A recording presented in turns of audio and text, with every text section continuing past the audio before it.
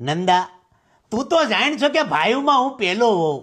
પૈસા ટકે કોઈ દી મેં વિચાર નથી કર્યો નંદા. આજે ઓગો એની હાળી વિશે કઈક વાત કરવા માંગે છે. મન તો શરમ આવે.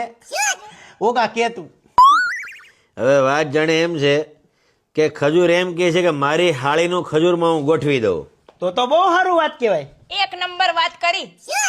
વાત તો હારી ગેરી, પણ હવે જો તમે બધા એની જવાબદારી લેતા હોય તો જવાબદારીનું લખાણ આપણે પોલીસ સ્ટેશન જઈને લખવું પડશે.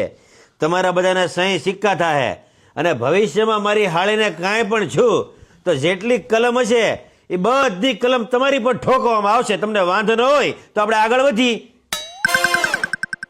મોટા ભાઈ, તમે તો મારો જીવ છો, મારા બાપ ઠેકાણે છો, પણ સરકારી કાયદામાં મને રહેવા દો.